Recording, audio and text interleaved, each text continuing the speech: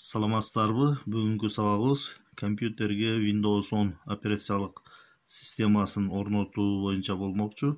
Компьютерге Windows 10 операциялык системасын орнотуу үчүн установочный съемный диск же установочный компакт диск керек болот. Биз бүгүн компьютерге операциялык системаны орнотуу үчүн установочный компакт дискти колдонобуз. Установочный компакт дискти компьютердин дисководуна салабыз. Ушул жерге дисководко салгандан кийин компьютерди өчүрөбүз.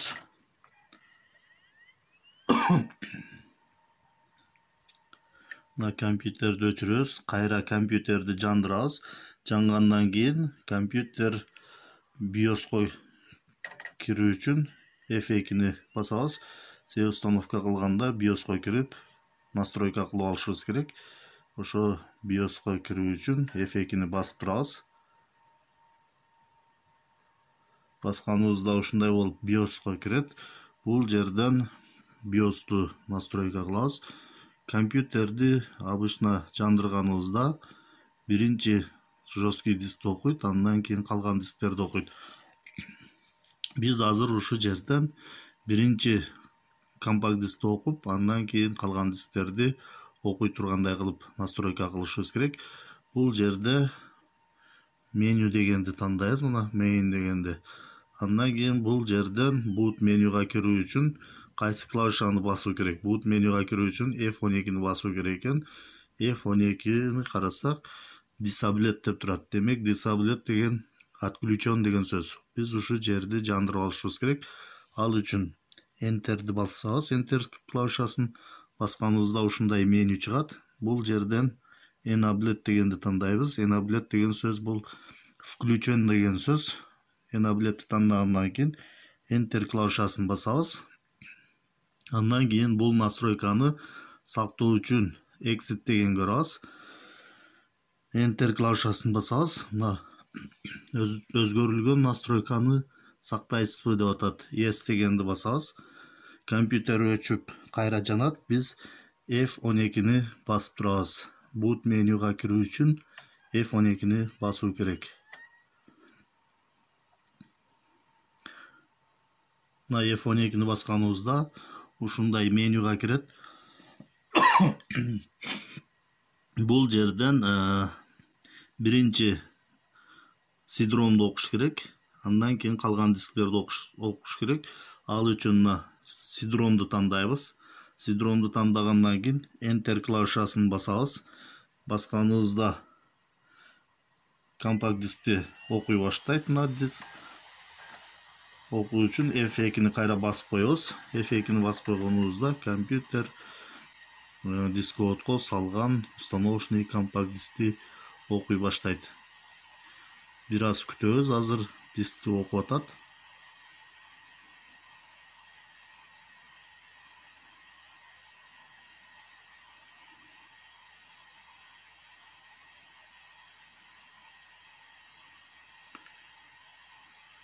Күтүп турабыз.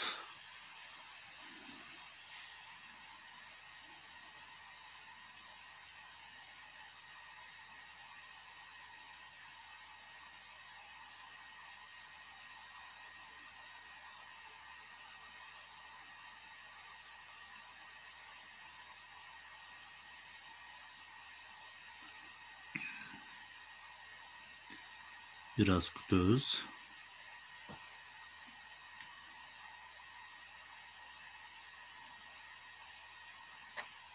Мына загрузкалоо баштады.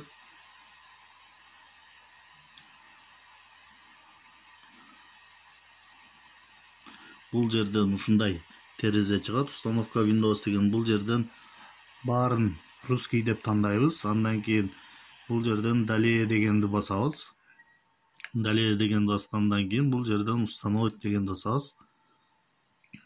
Начало установки деп загрузкалоо баштайт.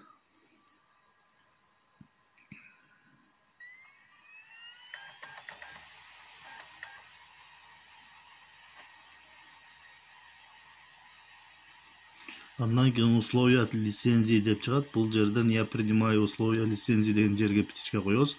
Андан кийин далее дегенди басабыз. Бул жерден ушундай терезе чыгат. Обновление установка деп, выборочная только установка деп. Биз бул жерден выборочная дегенди тандайбыз. Тандаганыбызда бул жерден компьютердин дисктери чыгат.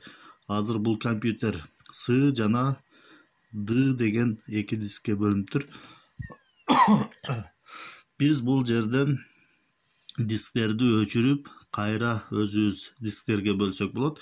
Мисалы, С дискин өчүрүү үчүн бул жерден Сны белгилеп туруп, удалить дегенди бассак, С диск өчөт. Андан кийин Д дискти белгилеп, удалить дегенди бассак, Д диск өчөт. Баардыгы өчүп, бир диск болуп калат. Кайрадан дисктерге бөлүү үчүн бул жерден создать дегенди басып, дисктерге бөлүп алабыз. Дисктерге бөлгөндө дисктердин көлөмүн өзүбүз каалагандай кылып коюп алсак болот. Биз азыр бул компьютерди дисктерге бөлбөйбүз. Эгерде дисктерге бөлсөк, компьютердин ичиндеги бардык маалыматтар өчөт. Азыр мен бул жерде С дискке орнотомун операциялык системаны. Мына С дискти тандадым. Бул Д дисктеги маалыматтар ошол бойдон өчүрүлбөй калат. Windows 10 операциялык системасыны орноткондо С дисктин көлөмү 100 гигабайтка чейин болуш керек. Азыр бул дисктин көлөмү 126 гигабайт экен. Демек жетиштүү. Ушу дискти тандагандан кийин бул жерден форматировать дегенди басабыз. Ушундай терезе чыгат. Окей деген басабыз. Мына форматтап атат азыр. С дисктин ичиндеги бардык маалыматтар өчүп атат. Форматталып болду. 126 гигабайттан 126 гигабайт бош турат азыр. Андан кийин далее деген басабыз. Далее деген басканыбызда копирование файлов Windows деп Windows'тун файлдарын копировка кылат. Андан кийин подготовка файлов для установки деп баштайт. Мына 1% деп баштады. Ушу жер 100% болгончо күтөбүз. Бул жер 100% болгондон кийин компоненттерин установка кылат, андан кийин обновление кылат, андан кийин установканы аяктайт. Ушулардын баары аткарылганга чейин биз күткөнгө туура келет. Анда ушулардын баары аткарылганча күтүп туралы. 100% болгондон кийин установка компонент болду, установка обновлений баарыны орнотту. Завершение болуп, жүктөлө баштайт кайра. Ушунун баары аткарылып бүткөнчө күтөбүз. Мына перезагрузка болуп атат. Компьютер азыр өзү автоматически өчүп жанат. Өчүп жангандан кийин ошол операциялык системаны компьютерге орното баштайт. Мына кайра өчүп жанып жүктөлүп атат.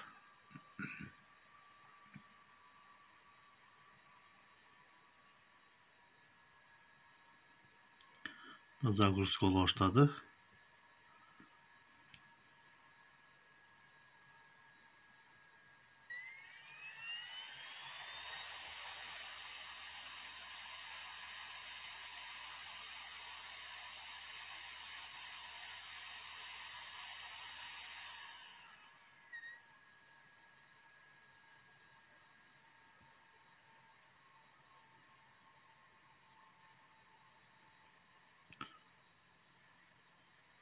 Windows 10'du орнотот азыр компьютерге.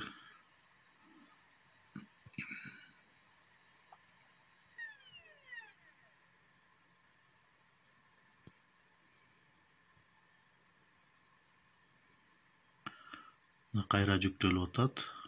Ушунун баары аткарылып бүткөнгө чейин күтөбүз.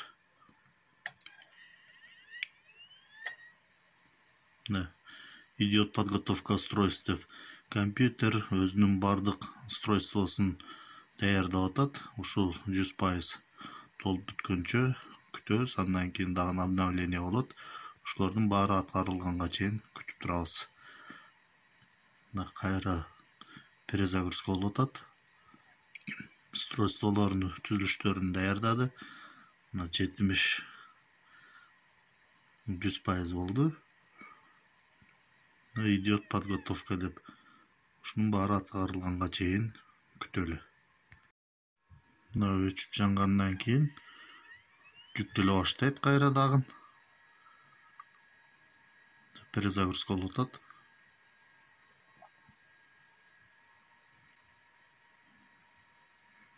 Загрузка болуп атат.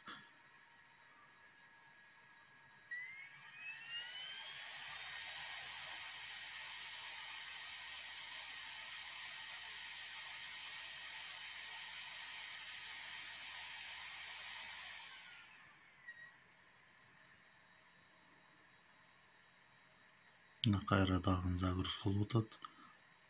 Ушунун баары аткарылганга чейин күтөбүз.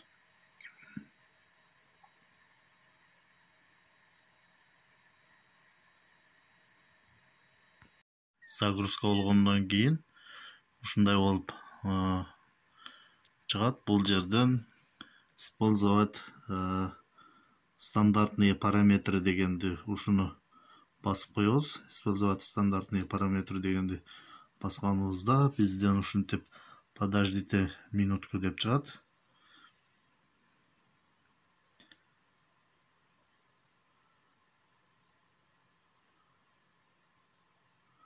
Дагы күтөбүз.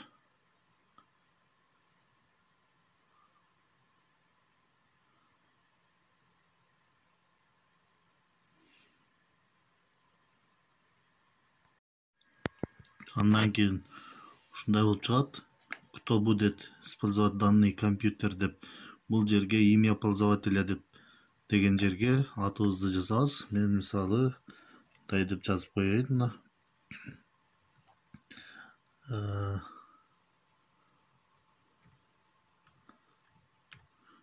Мен ушинтип жазып коеюн. Андан кийин бул жерде введите пароль деген жерге пароль коюп койсок болот. Введите пароль повторно деген жерге ошол жазган паролубузду кайталап жазабыз. Андан кийин далее дегенди басып коебуз. Эгерде бул жерге пароль кое турган болсок, анда компьютерге пароль коюлуп калат. Азыр мен пароль койбой эле коеюн. Пароль коюунун кереги жок. Бул жерден далее дегенди басабыз. Далее дегенди басканыбызда ушинтип подождите деп дагы загрузка боло баштайт. Ушул загрузка болуп бүткөнчө күтөбүз. Мына привет деп чыга баштады.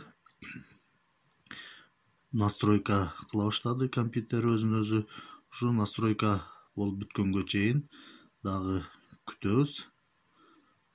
Мына это не займет много времени деп чыкты. Ушул настройка приложенияларды настройка кыла баштады. Ушул настройка бүткөнгө чейин дагы күтөбүз. Андан кийин начинаем деп чыгып, мына Windows биздин Windows 10 операциялык системабыз даяр болду. Компьютерге Windows 10 операциялык системасы орнотулду. Эми калган өзүбүзгө керектүү программаларды орнотуп алып иштей берсек болот. Ушундай кылып эле Windows 10 операциялык системасыны үйдөн установочный диск болсо өзүбүз орнотуп алсак болот. Бирок ар бир аракетти так жана туура аткаруу керек. Негизинен ушул.